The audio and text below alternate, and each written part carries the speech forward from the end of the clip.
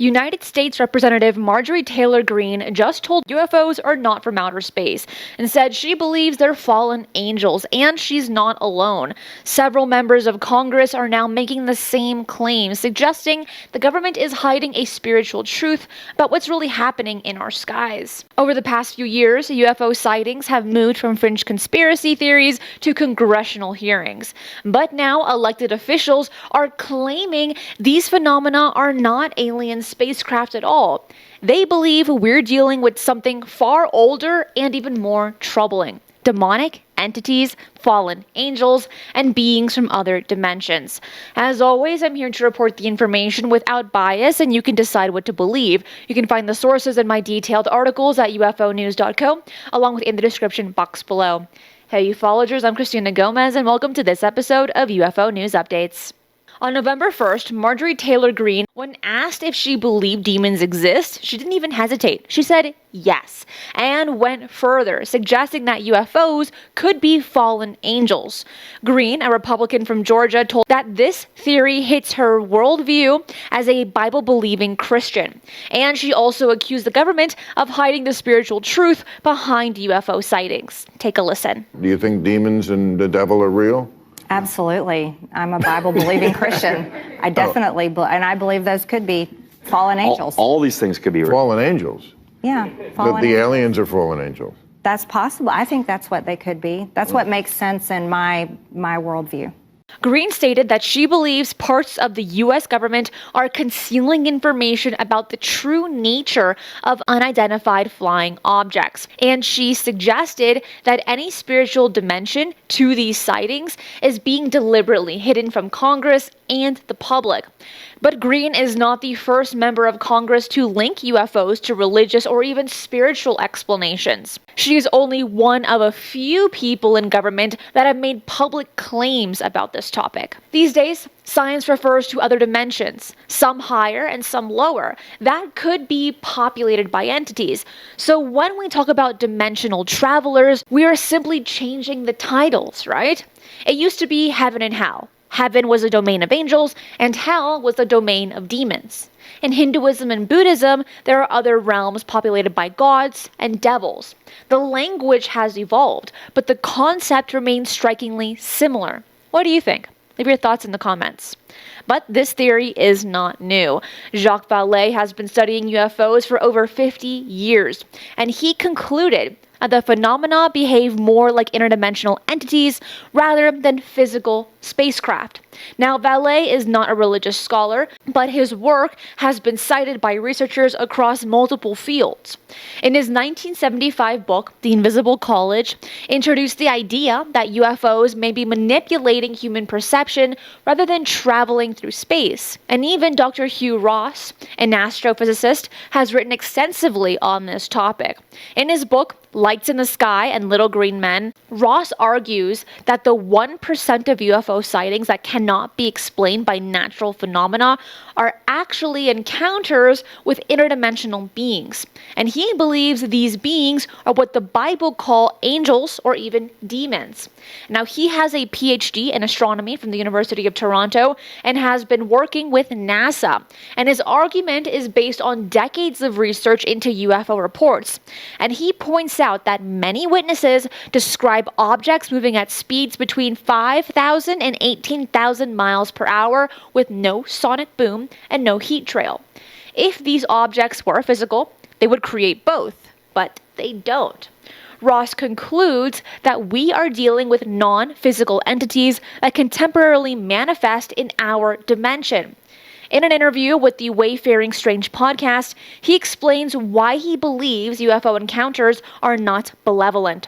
He also made a connection between these encounters and occult practices. The only people that have these close encounters are people that are involved in the occult, some kind of occult practice. And the Bible warns us, the occult is an avenue that gives permission to the fallen angels, the demons, to invade your life. They can't mess with you unless you invite them, but you invite them through your occult practices. And the occult are basically tools and practices that people use to try to get supernatural power or secret information. So that's the whole basis of seances and tarot cards and, Ouija boards. Right. People trying to make contact with the spirit to get power or information. But that gives permission for these beings to invade your life. And we wrote about in the book is making the point, if you will close all the doors to the occult in your life, that'll be the end of your UFO encounters. It'll stop. But the reverse is also true. If you practice that to a significant degree, you will have these experiences. He argues that these practices open a door for demonic entities to interact with humans. According to Ross, when people stop engaging in the occult, or their family, or their loved ones, the encounters stop. He mentioned that this theory is supported by his research in the Soviet Union during the 1980s. Ross traveled there to speak to scientists who were studying what they called occult physics. And he claims many of these scientists were demon-possessed and were having frequent UFO encounters. After the fall of the Soviet Union, occult involvement dropped, and so did UFO reports in that region. But now, let's hear what Congressman Eric Burlison said about this theory on the UFO podcast. When I read Grush's report that's public, that anyone can read, in the report he described that one of the theories is that what we're encountering are beings that are extra-dimensional or interdimensional. Well, in a lot of different scriptures, including the Bible and others, that's really the way that you describe messengers of God, or angels. And so they may not fit exactly the biblical narrative, but whenever I use the term angels, to me it's synonymous with an extra-dimensional being. He also said one of these theories being discussed inside classified briefings is that these objects are not from another planet. They're from another dimension.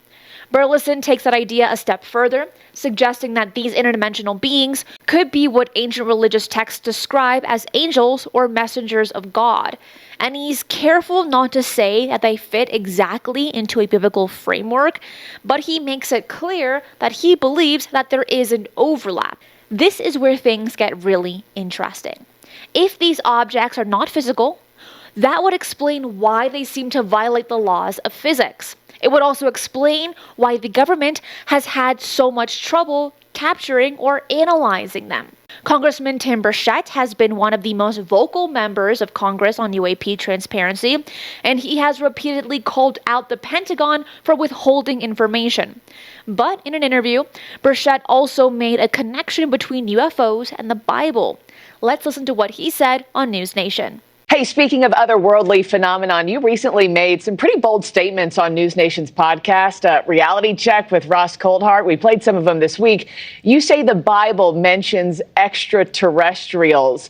Okay, Burchett, tell me the verses. Where is this in the Bible? Gotta know. Well, you kind of caught me flat-footed. I don't have my Bible. But Genesis 1, God created the heavens and the earth. And then you go into Ezekiel chapter 1, Ezekiel saw the wheel.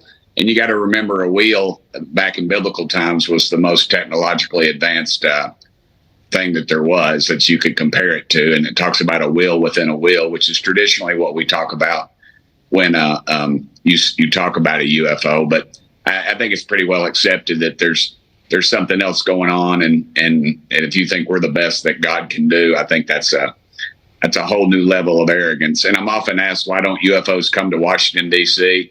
Well, mainly because there's no intelligent life down here. But we've only scratched the surface. There's still so much more, so don't go anywhere. Burchett references the book of Ezekiel, specifically chapter 1, which describes a version of a wheel within a wheel descending from the sky. Now, many UFO researchers have interpreted this passage as an ancient description of a flying craft.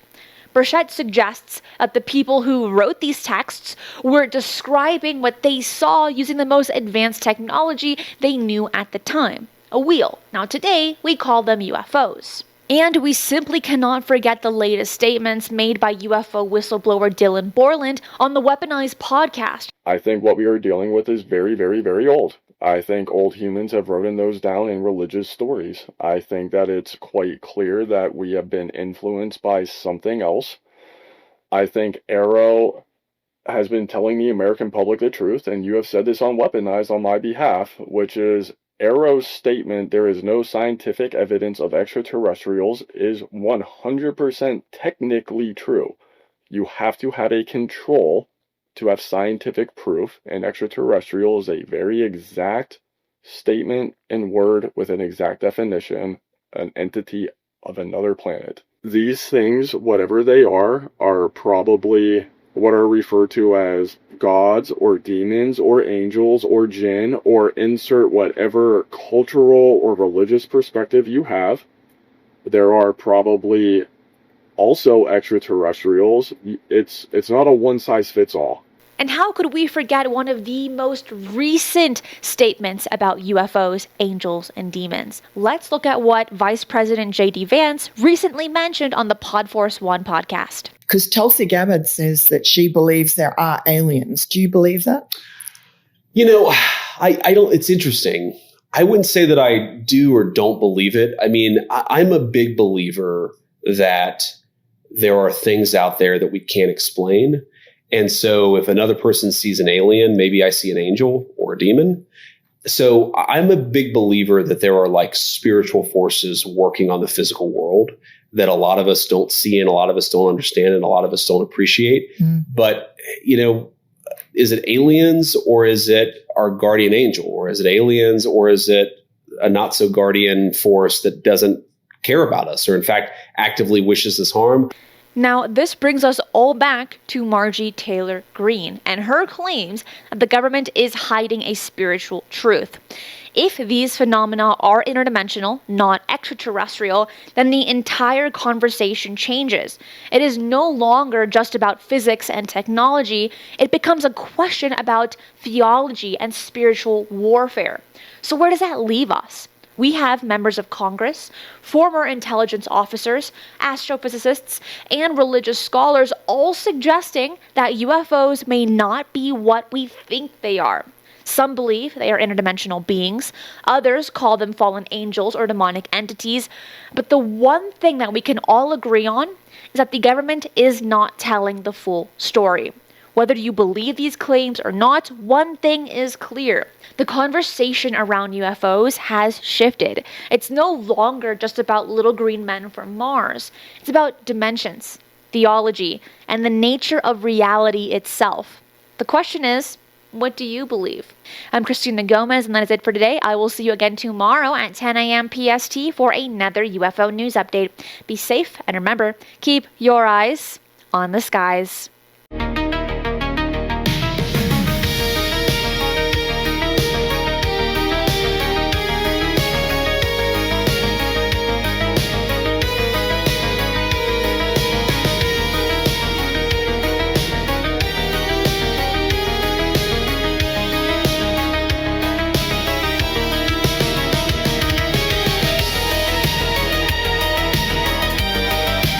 If you enjoyed today's show, hit that like button. And if you're not subscribed, what are you waiting for? Hit the notification bell as I do daily UFO news and updates. Fresh UAP stories, government disclosures, and breaking developments land here every single day.